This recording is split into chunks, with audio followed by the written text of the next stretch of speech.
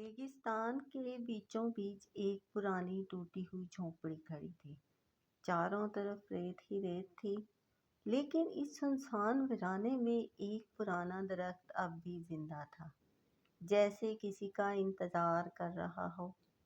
اس جھونپڑی میں ایک بوڑھی عورت رہتی تھی، سفید بال، کمزور جسم، ہاتھ میں لکڑی اور آنکھوں میں برسوں کا درد۔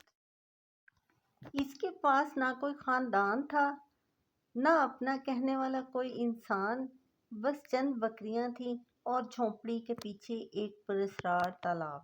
لوگ کہتے تھے کہ اس تالاب کی مچھلیاں کبھی ختم نہیں ہوتیں اور اس کا پانی کبھی خشک نہیں ہوتا۔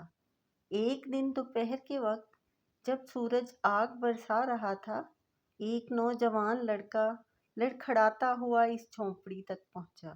اس کا نام تھا زیان۔ دادی، تھوڑا پانی مل جائے گا؟ بوڑھی عورت نے خاموشی سے لوٹا بھرا اور اسے پانی دیا۔ زیان نے ایک ہی سانس میں سارا پانی پی لیا۔ اس کے چہرے پر سکون آیا۔ اگر اجازت ہو تو کیا میں آج رات یہاں رک سکتا ہوں؟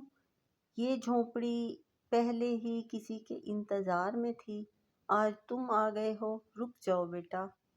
رات ہونے لگی، ہوا میں عجیب سی خاموشی تھی۔ بوڑھی عورت چولہے پر روٹیاں بنا رہی تھی اور زیان خاموشی سے اسے دیکھ رہا تھا۔ ایسا لگ رہا تھا جیسے وہ اس عورت کو پہلے سے جانتا ہے، لیکن یاد کچھ بھی نہیں آ رہا تھا۔ اگلی صبح زیان تالاب کے پاس گیا۔ پانی بالکل شیشے کی طرح صاف تھا۔ وہ حیرت سے دیکھ ہی رہا تھا کہ پیچھے سے بوڑھی عورت کی آواز آئی، اس پانی کے قریب زیادہ دیر مت رہنا، یہ تالاب عام نہیں ہے۔ اس کی آواز میں عجیب سا خوف تھا۔ شام کو چارہ لینے بوڑھی عورت جنگل کی طرف گئی، مگر اس بار زیان بھی چپکے سے اس کے پیچھے چل پڑا۔ کچھ دیر بعد وہ دونوں ایک خفیہ تالاب تک پہنچے۔ زیان درختوں کے پیچھے چھپ گیا، پھر اچانک بوڑھی عورت پانی میں اتری اور جیسے ہی اس نے ڈبکی لگائی، زیان کی سانس رک گئی۔ پانی سے ایک نہایت خوبصورت جوان لڑکی باہر نکلی، لمبے سیاہ بال، اداس آنکھیں اور چہرے پر برسوں کی تنہائی۔ وہ تالاب کے کنارے بیٹھ کر رونے لگی، شاید وہ کبھی واپس نہیں آئے گا، میں 30 سال سے اس کا انتظار کر رہی ہوں۔ زیان کی آنکھیں حیرت سے پھیل گئیں۔ اس کے دل میں اچانک عجیب سی بے چینی ہونے لگی۔ وہ آہستہ آہستہ اس لڑکی کے قریب گیا۔ لڑکی چونک گئی، مگر جیسے ہی اس نے زیان کی آنکھوں میں دیکھا، اس کے ہاتھ کانپنے لگے۔ زیان کی آنکھوں میں آنسو آ گئے۔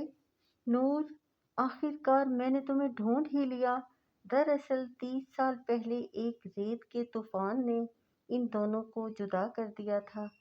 نور زندہ تو بچ گئی تھی، لیکن ایک دن اس کی ملاقات جنگل میں ایک پراسرار عورت زہرا سے ہوئی، جس نے غصے میں آ کر نور کے لیے بد دعا دی کہ وہ دن میں جوان لڑکی اور رات کو بوڑھی عورت۔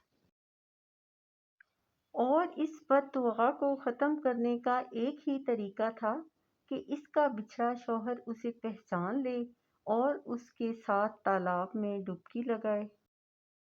نور روتے ہوئے بولی، میں ہر روز یہاں آتی تھی، اسی امید میں کہ شاید ایک دن تم واپس آ جاؤ۔ زیان نے خاموشی سے اس کا ہاتھ تھاما اور اگلے ہی لمحے دونوں نے ایک ساتھ تالاب میں چھلانگ لگائی۔